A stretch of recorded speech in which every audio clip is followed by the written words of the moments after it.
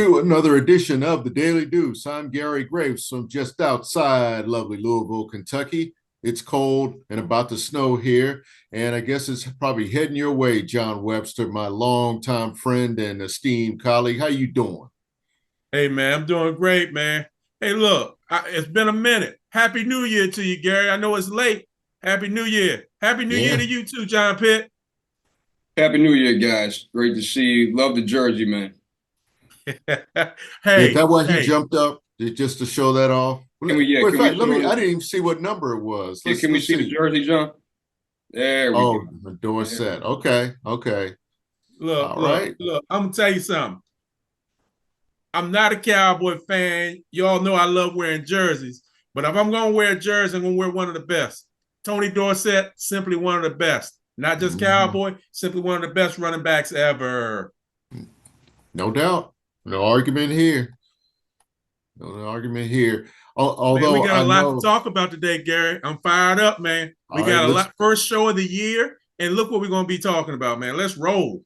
NFL wild card. Let's go into that. We'll get into all the stuff about the coaches later. Man, where to start? Let's see. We got Dallas and Green hosting Green Bay. We've got Cleveland and Houston. Joe Flacco. Um, oh God, yeah. All of a sudden, I'm drawing a blank on Houston's quarterback. Jeez, I should know that. But CJ anyway, Stroud. CJ Stroud. CJ Stroud. Oh boy, age is something else. Where else do we start? I mean, we've got we let's just get right in. Let's talk about Dallas and Green Bay first. So, we can address the elephant in the room for the producer who makes us look good. Dallas hosting a playoff game.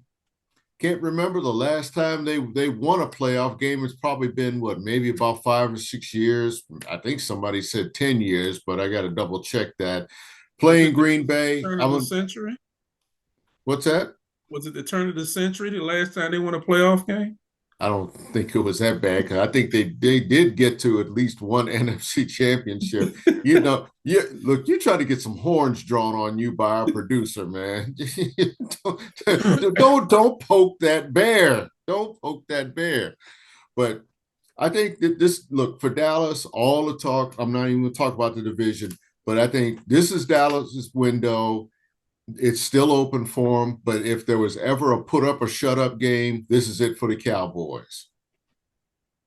You know, you're playing against your beloved Green Bay Packers. Green Bay surprisingly had a good season. They exceeded all expectations.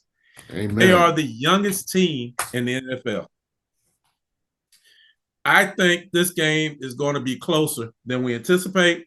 I think Dallas wins. Dallas is a whole nother subject on at home. They do a lot of damage to people at home, and I think they're gonna beat Green Bay, but I think Green Bay is gonna play them tough. Jordan Love has been progressing as the season goes on.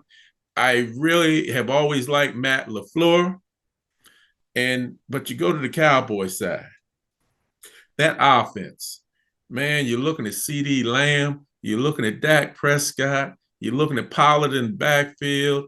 I can't remember the tight end's name. Then you got what's the slot receiver? He played for New England for a while. Number three. What's it? Pitt, help me. That's number three's name on as your receiver? Pitt, help me out here. Brandon Cooks. Brandon Cooks. They are rough on offense, and like I said, they're tough at home. I think Dallas wins, but Dallas wins in a lot closer game. Dallas loses, there's going to be problems in Dallas. I Oh don't care yeah, it's what gonna Jerry be Jones says. trouble, I don't care trouble. what Jerry Jones says. There's going to be trouble, trouble, trouble. I'm telling you, man. Yeah, he ain't gonna be messing around. But I don't think they're gonna have to worry about that, because I think Dallas is too solid. And again, I right now I feel like Green Bay is playing with house money, because like you said, they are a young team. Jordan Love matured in a hurry. I mean, the Mm-hmm. last 5 or 6 weeks, I really think he's probably been the best quarterback in the league, and nobody saw it coming. Especially when you follow the legend, as they say. that it's like it's not the next guy, it's usually the guy after the next guy. We'll revisit that when we talk about some coaches here. But yeah, I mean, he's blended with his receivers, or bonded with his receivers rather.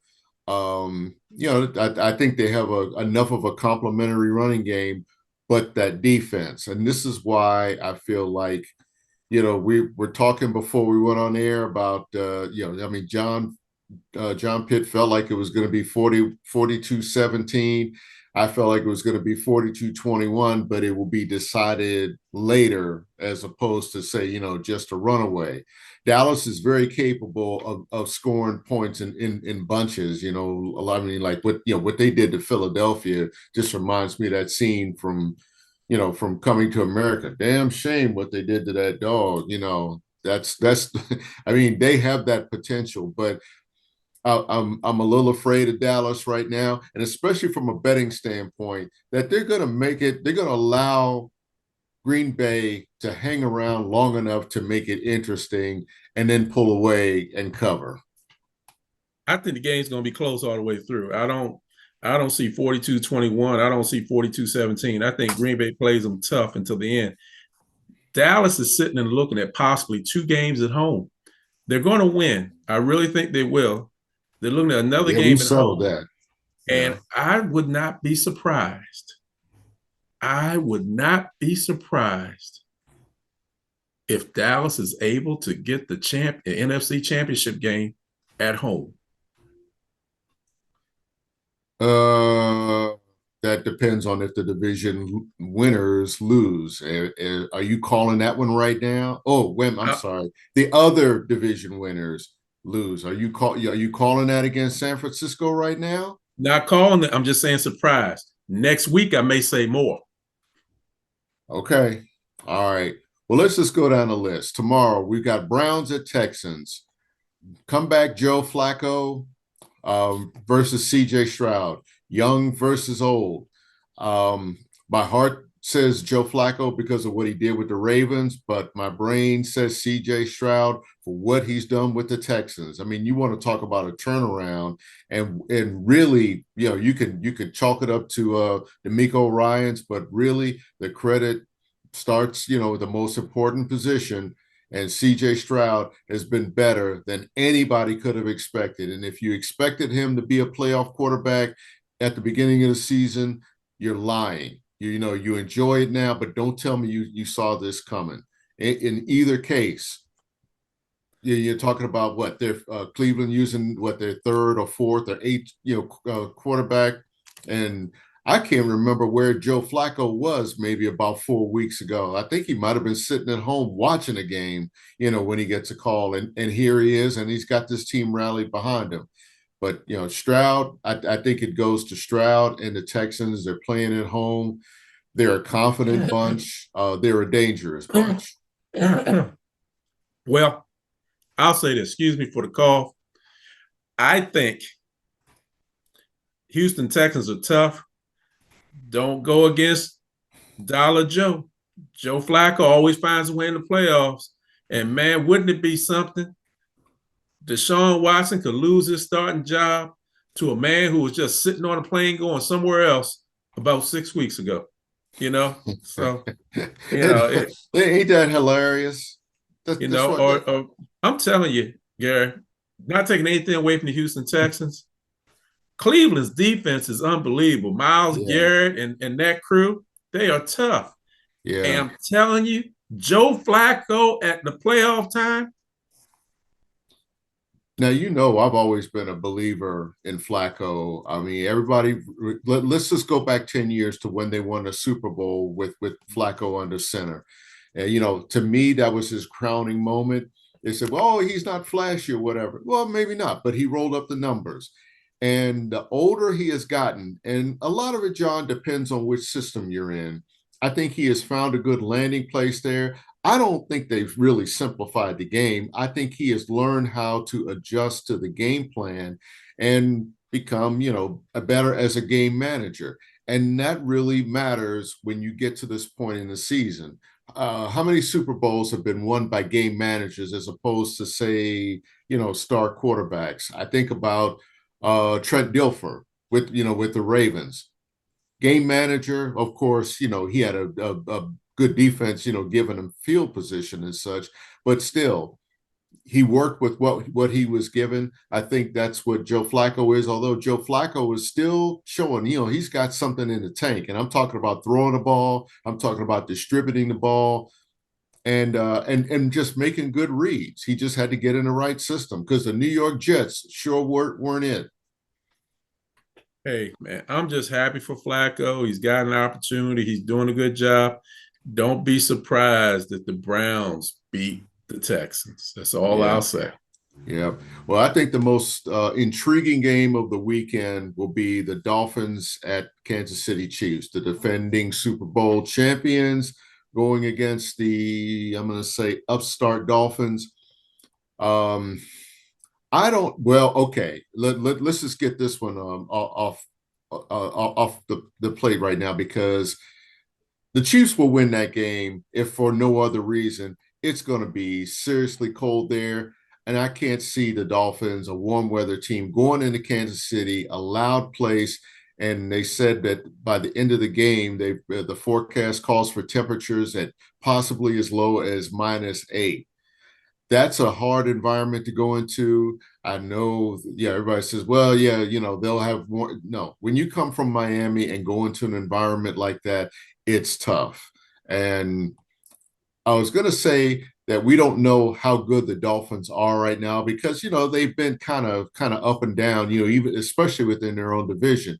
But, they still did what they had to do. They got to the playoffs, and they have a chance against a team that's vulnerable. The Chiefs, how many times have we talked about all the drop passes, the absence of a running game, maybe the absence of Eric Bieniemy and such. Of course, he could be available in another week or so, but that's another discussion. But John, give it to me. Who you like in this one? Like Kansas City, won't be easy. I remember last year, Buffalo played Miami. Miami went to Buffalo in that snow game, remember? And Miami played really tough. Miami's still going to play them tough. This is my kind of game. I am so loving it. It's outdoors. It's been snowing all week, and it's going to be below, and it's on grass, and it's going to be below zero. My only challenge. What's left of grass. Yeah, my only challenge, and I'm trying to figure this out as we speak. I don't have Peacock, so I'm trying to figure this out. I'm trying to figure this out as we speak. Talking to Dante, see what can be done. And that's all I'll say. Maybe I can get it ordered. Maybe I can get it ordered before the game. Talk to me. Might be I'm a subscriber. I'll see what I can do. In terms of giving you advice, because I'm gonna be careful with that, because there might be. Yeah, I think we need to change the subject on the air. Yeah. Okay. Yeah. Cut. Oh, anyway. No, but yeah, that's going to be the challenge for everybody, really, unless you have Peacock, is seeing that game. And again, I think that could be probably the weekend's most intriguing game. But I got Kansas City winning the game. Right. It's going to be closer than people think, because I think Miami's going to come to play. Miami has a lot of injuries on the defensive side. Chubb just went out for the year with a torn ACL. But Kansas City has a lot of challenges. Drop passes, yard per catch is the lowest in the NFL. But you still have a guy on that side named Mahomes. He can make a difference. They'll win. They have a lights-out defense this year. Spagnuolo has them playing very well. Chris Jones is sacking the quarterback like it's going out of style. I think they win, but it's a close win. Sunday, Steelers at Bills. Now I'll just get this out of the way. The Steelers, 10-7. That number is kind of ironic because what is it? 17 consecutive non-losing seasons for the Steelers. You can't say anything bad about Mike Tomlin. What you can say is that he got this team here. He got a team to the playoffs that can't score, and I mean really can't score. They're averaging 17 points a game. They're in the playoffs, averaging 17 points a game, and going to Buffalo. Buffalo has been mercurial to say the least. I don't, again, that's another team. I don't know which one we're going to see tomorrow. I can't really, I mean, that one, I'm just going to leave that one as a toss up because I have no feel either way for either squad. The Steelers are good enough, I think, to make it a game and win. They have been finding a way to scrape, 10 wins together. Who expected that a month ago? Neither one of us. We were, I mean, John, I can recall, I think, one of the shows where we thought this might be his first losing season, but here they are.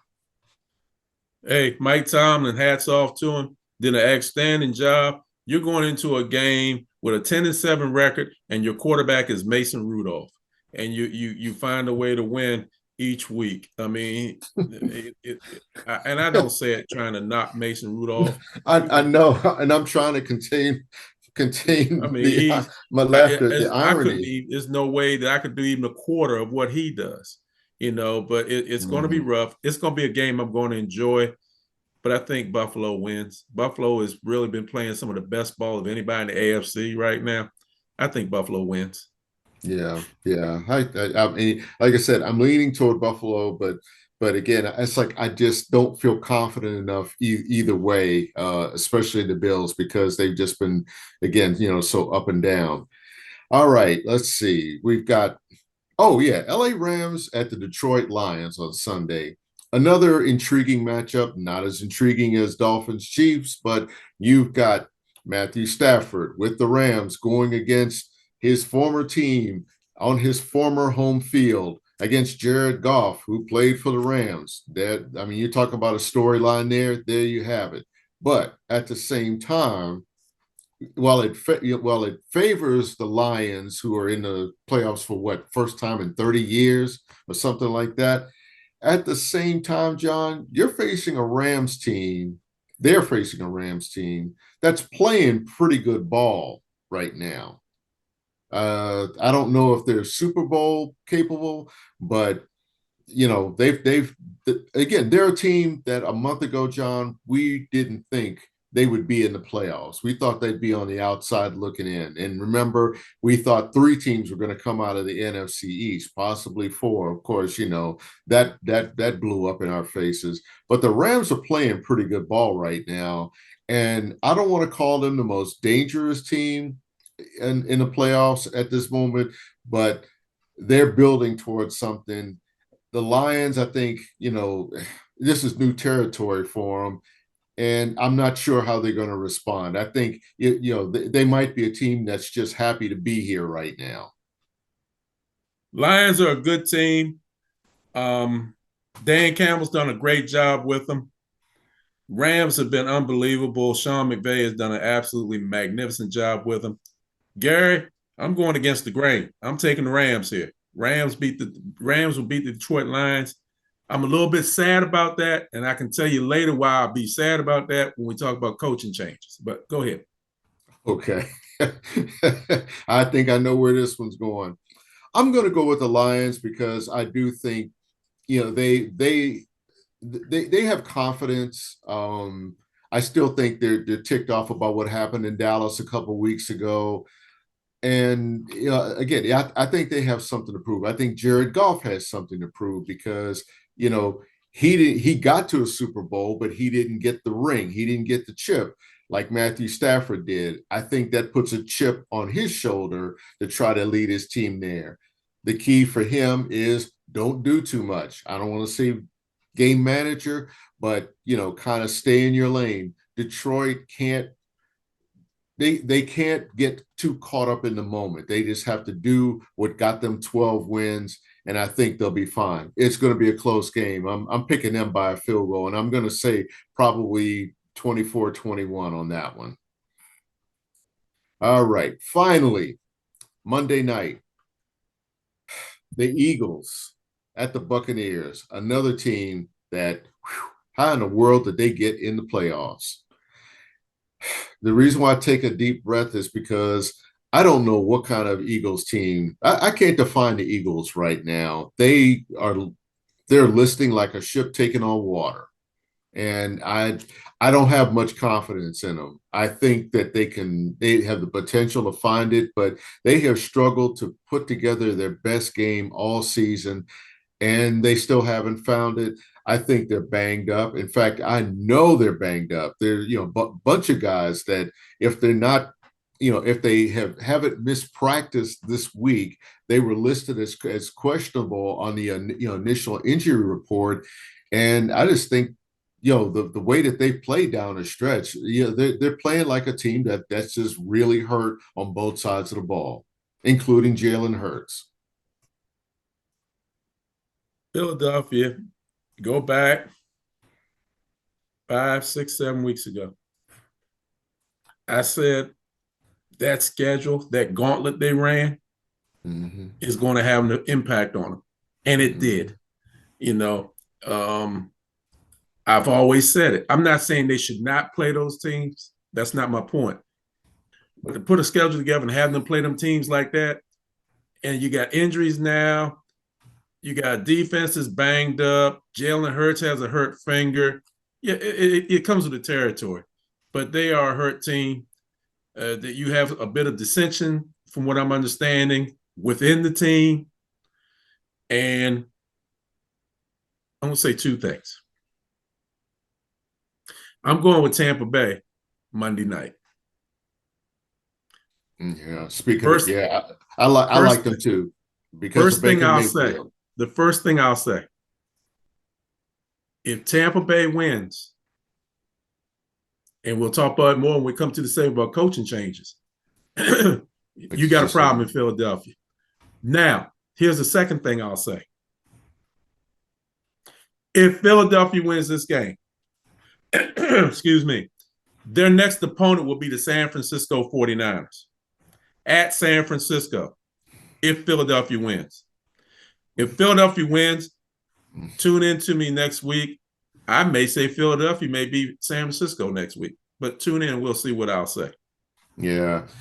John, I agree with you. I'm going with Tampa. Again, another comeback story with Baker Mayfield. He's found a great landing place, not just a good landing place. And really, I couldn't be happier for him. Yeah. I mean, what do they say? It's not so much the team, that drafts you, as the team, maybe that you end up with, where you can show how good you can be. And the way free agency is, I don't think he was ever going to work in Carolina. That place is a mess right now, even more so than Washington. But that's another discussion too. I just like where he has that team. Tampa Bay's defense, I think, is solid enough that they can put pressure on Jalen Hurts and shut down a running game. So yeah, I'm going to go with Tampa Bay. Hey, then we got our picks, man. That's what we're going with. All right. Now let's talk about the elephants in the room, John. And please, I'm going to ask that you contain yourself.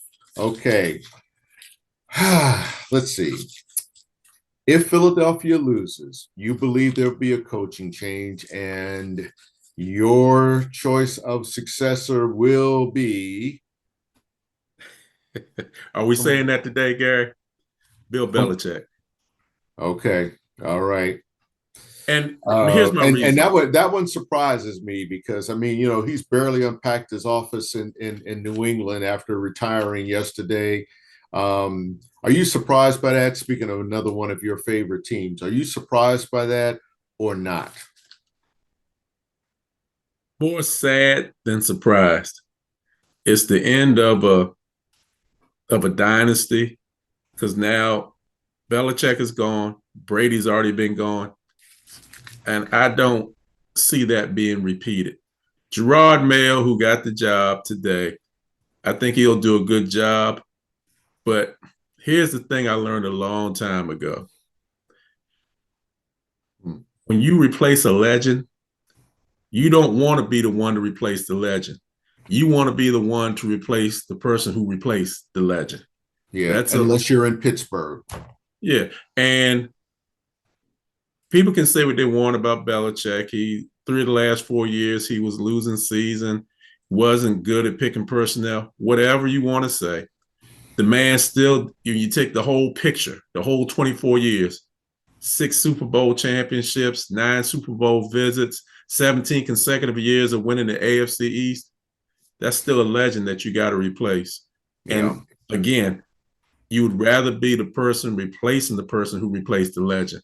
And I say Belichick to Philadelphia again, and I shouldn't do this because I've always said I don't like wishing anybody not to have a job. But well, if the is other the operative word here. If the other possibility is Atlanta, but when you look at Atlanta, they got great running backs, offensive weapons, but they don't have a quarterback. That's either Ritter or Taylor Heineke.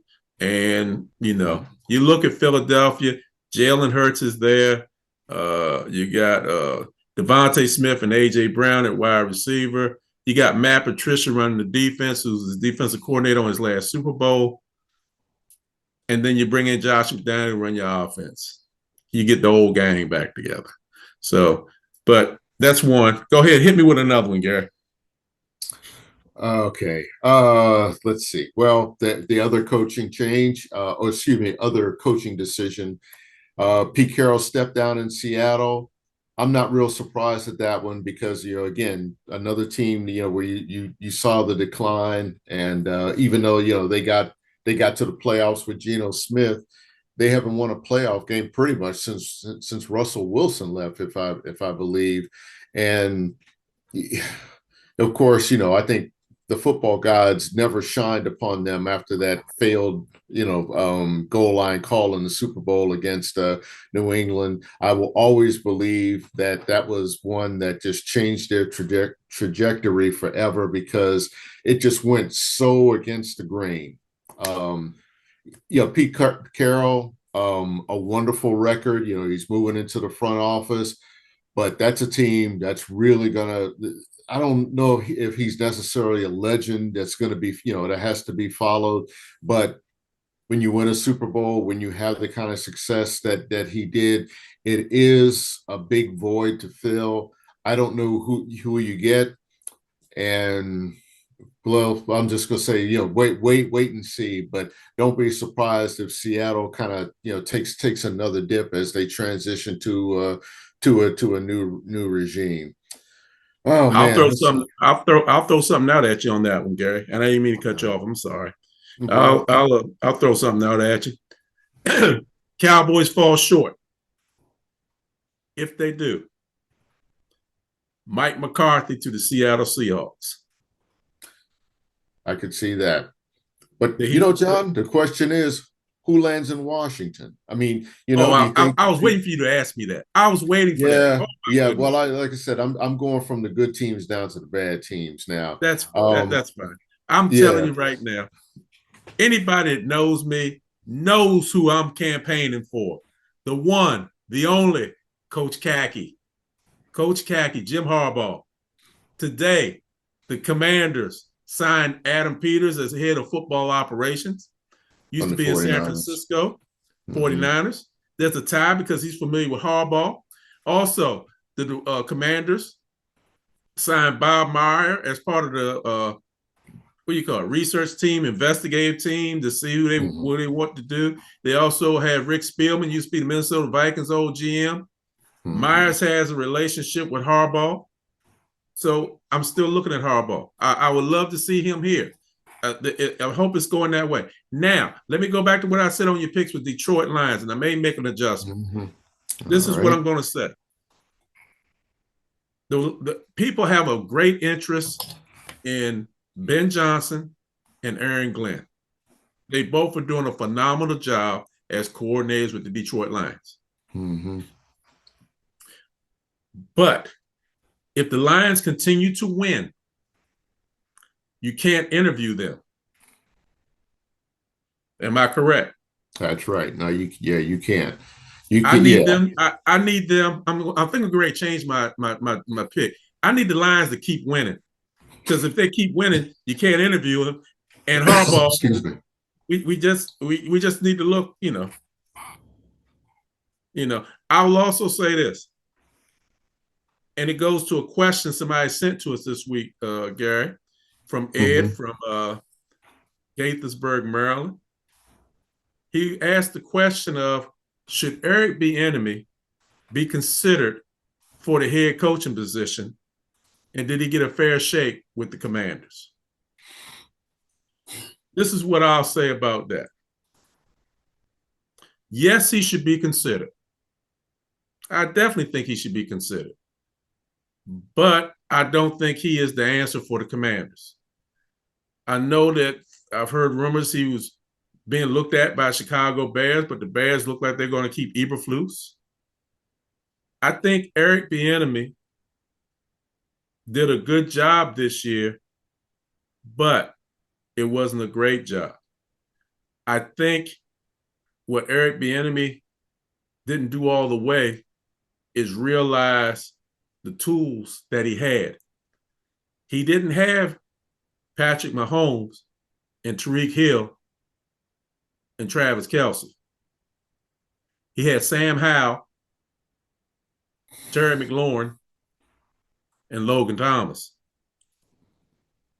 You have to adjust sometimes and run the ball more. I don't think he ran enough. I think also the job he did in Kansas City was great. I think he misses Kansas City, and I also think Kansas City misses him.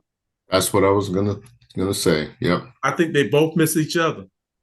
But the sad thing that happens in life sometimes, Gary, our egos get in the way of something that's right in front of our face. And Yeah. I don't think that will ever be a reunion.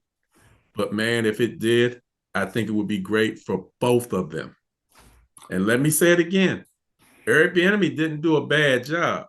He did a good job. But he does, in my opinion, needs to be able to understand the personnel that he has and be able to adjust. Mm-hmm. And I don't think that was always done. I will go back to 1981. Yeah, 81. The first year for a gentleman in Washington named Joe Jackson Gibbs. Came from a high-flying offense with the San Diego Chargers with a quarterback named Dan Fouts, a wide receiver named Charlie Joyner, and a tight end named Kellen Winslow. All three are in the Hall of Fame.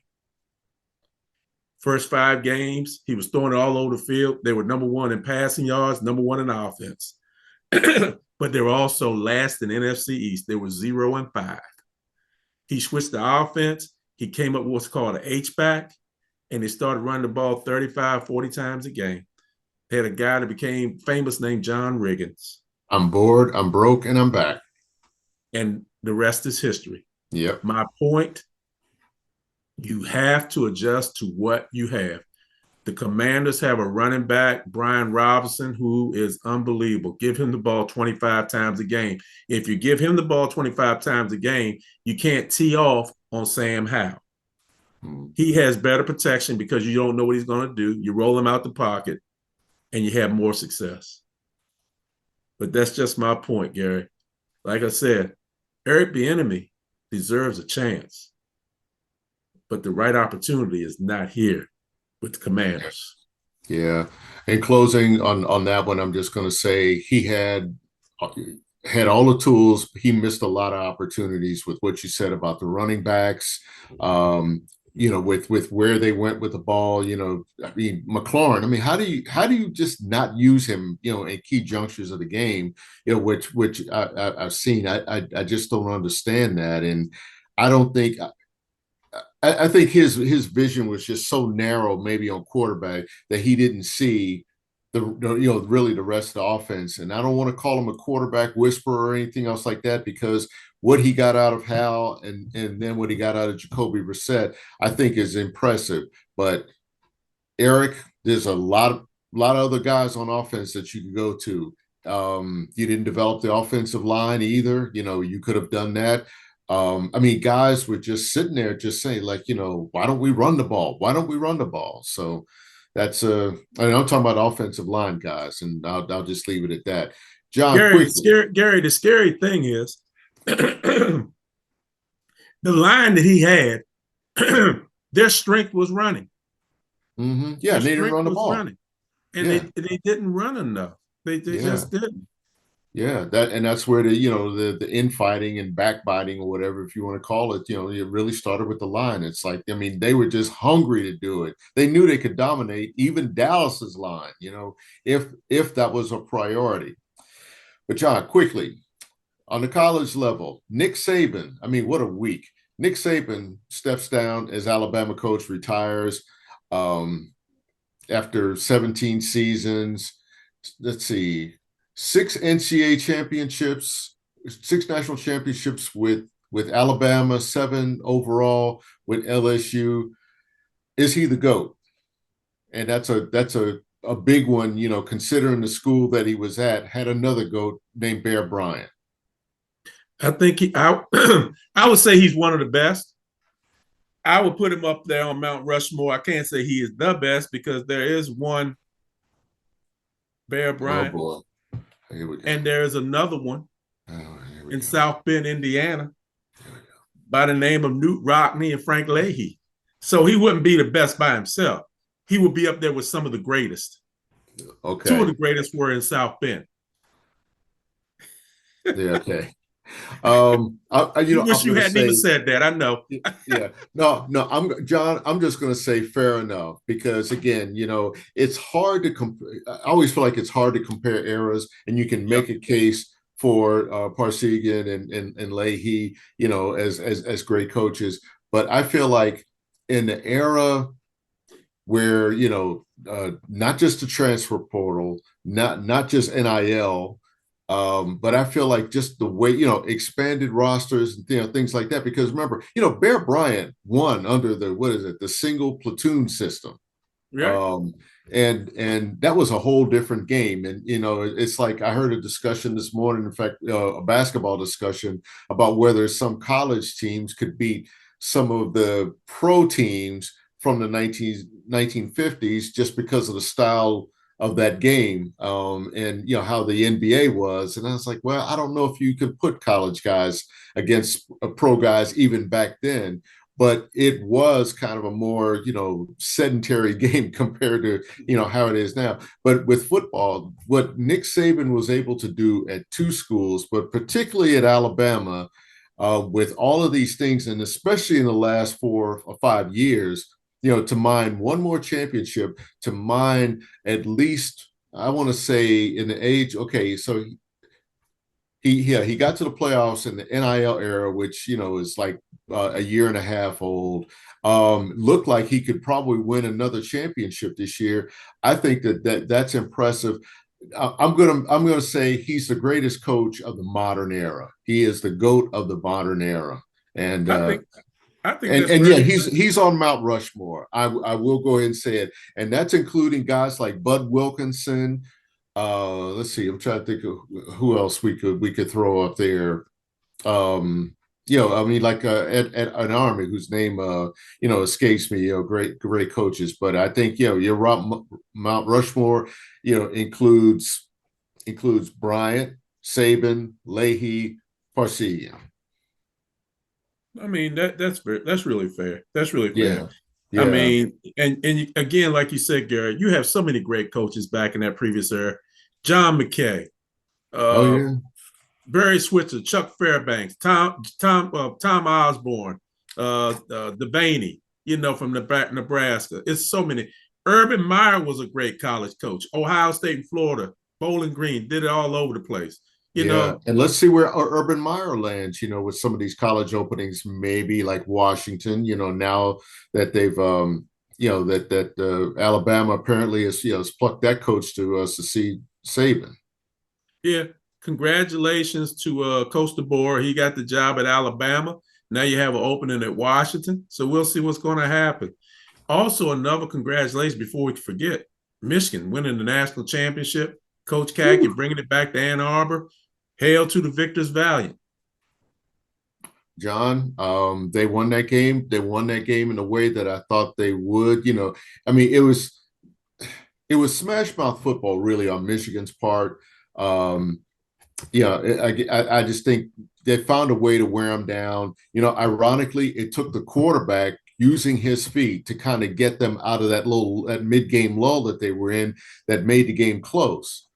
I can't say anything bad about Michigan. I really can't say anything bad about Washington, but Michigan just had more talent, just more physically imposing talent, and they flexed every strength they had to win that game. They're And unbelievable, man. good for them. Congratulations. Gary, I'm going to ask you one question before you wrap it up. I got Okay. one question. Florida State's been complaining they got robbed. They should have been in the play. Hear my whole thing out, Gary. Hear the whole No, I thing know. out. Yeah. Oh no, yeah. I'm gonna let you go. They've been complaining that they got robbed. They should have been in the playoffs. This and that. They also been complaining that the ACC won't back them. So they've been complaining about everybody. They want to leave the ACC. That's like $150 million buyout or something crazy. 572 million. Okay, I'm sorry, 517. I was only off by about $300 or $400 million. Yeah. So they've been complaining about that. And what happens to them today? Well, yesterday, the NCAA files charges against them saying that they didn't follow NIL rules. Gary, I'm going to ask you this. Where in the world are the NIL rules? Who in the world, other than Florida State, at this time can be charged for breaking NIL rules? Nobody. John? This is like, this last thing I'll say. This is like the old NCAA when you're mad at Kentucky and then you give a penalty to Austin Peay. Yeah, yeah, John. That's a head scratcher on my point. I really don't have an answer for that because when I saw that story, I was like, there are NIL rules because the NCAA, we can say they don't know what they're doing on a whole lot of things, but they certainly don't know what they're doing on NIL.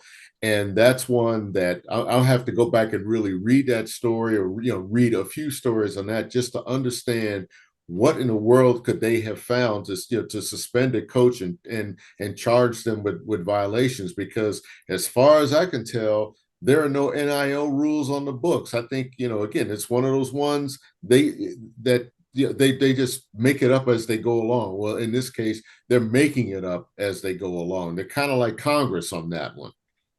And if you say that they broke rules, how in the world could Texas A&M not break rules and they spend over $1.5 million on NIL? Yeah, well, wow. I think that number might be higher too. I mean, I've seen as high as 30 million for some of those players there. And again, it's because it is the wild, wild west right now.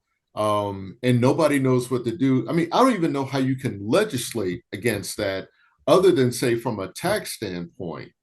There are teams like say, okay, I'll just say here in Kentucky with Louisville and Kentucky, setting up these collectives so everybody kind of, people contribute so all the athletes can benefit in some way, shape, or form.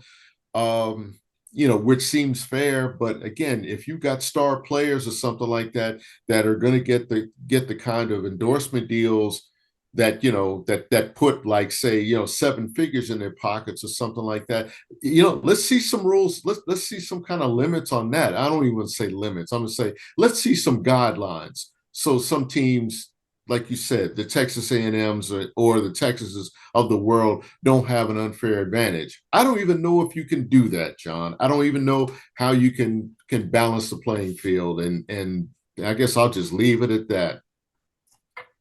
Gary, man, this has been an unbelievable show, man. Go ahead and take us home, man. All right. Five wild card games this weekend. Oh gosh, I'm gonna say 4 if you've got regular TV or something like that. But Peacock, you better find out how to get it if you want to see Kansas City and Miami. This weekend because that could be a great game. It could be a very interesting game. But if nothing else, it's going to be a throwback game in Kansas City of all places with snow on the ground and cold temperatures. Could be Ice Bowl 3. Dallas, I want to see Dallas advance because it is Dallas, and we've said week after week after week the NFL needs Dallas to win, to draw eyeballs, whether they're fans or foes. So check out those games. Check out college basketball because that's in earnest now, as they say. So there's a lot to choose from. We'll see you back here next time. Hey, everyone. Thanks for tuning in today. Watch these games this weekend. Watch some college basketball this weekend. Watch some hockey. Watch some NBA basketball, women's college basketball. You name it, you watch it. Just come back and see us again real soon. Take care.